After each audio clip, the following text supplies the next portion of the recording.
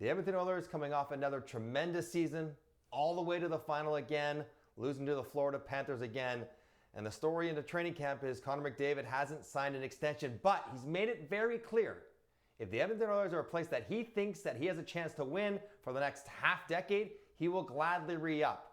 So the one big question, and the only question for the Edmonton Oilers is, will the Oilers be able to convince Connor McDavid to stay? That is the essence. You know, we talk about Connor McDavid, they call it a negotiation. There's no negotiation going on here. Whatever Connor McDavid wants, whether it be term or dollars, he's getting. So when you have a negotiation, there's a back and forth.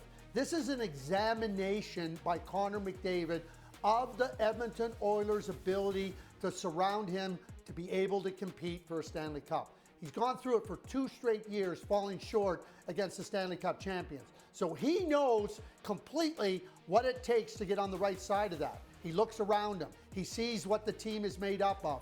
There's still lots of questions in Edmonton. They're still experimenting, seeing what they have.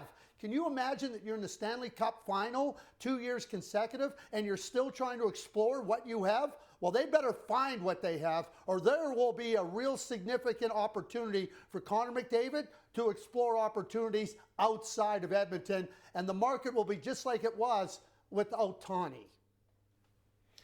Can you imagine 2 years ago in the final, they're not sure about their goaltending. They very publicly sort of shot for maybe an upgrade this summer. We're not able to get it. I think the problem for Edmonton is that they have an aging core. A lot of their best players are getting a bit up there, and they have to backfill. But when you've been as good as long as they have been, it's hard to find those top prospects that you can slide in there and be that next wave of players to play with Draisaitl and play with McDavid. We know they can play together, and they may start the season that way, but that's not how they're going to be long term. They need more good players around them. Now, the good news for Edmonton, Connor McDavid acknowledges that this year coming up, the Oilers are one of the best teams in the league and will have a chance to stay. That's good news. Other great news for Edmonton, Connor McDavid is open to signing long-term with the Edmonton Oilers. That's not something you could say for every player in the league. So the opportunity is there. You said examination. That is a great term to describe what Connor McDavid is doing for the organization and the front office, examining whether they can put the players around them.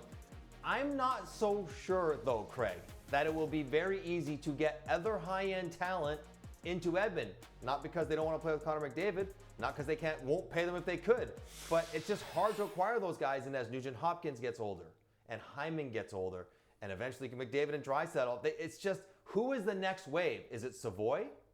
Is it Howard? That's a lot of pressure on young guys. Podkolzin just re-signed. Who is the next big gunner to come in there and help the way McDavid's looking for, Craig? That's the question, and I'm not sure there's going to be an easy, good answer this season. Well, they're hoping for Savoy. They're hoping for Isaac Howard, who've been really good offensive players, trying to add a little bit more offense. But it's still a question mark. And to your point, no first-round draft picks. They are looking outside the NHL, free agents in Europe, to try to come in and help the core group. And they're not big-time difference makers. And what Connor McDavid, Leon Draisaitl et al. Have learned is without depth, without the ability to go deep in your lineup, get scoring, get real productive play, your chances of winning are diminished. And Connor McDavid knows that better than anybody. He's only about winning. He's 28 years old. He's got a burning fire in him to win, and it's up to the Edmonton Oilers management team to surround him. It may be hard. Don't ever tell me about a manager's job being hard. When you have Connor McDavid, you better find a way, because if you don't find a way, the way out for Connor McDavid may be a lot easier than people think.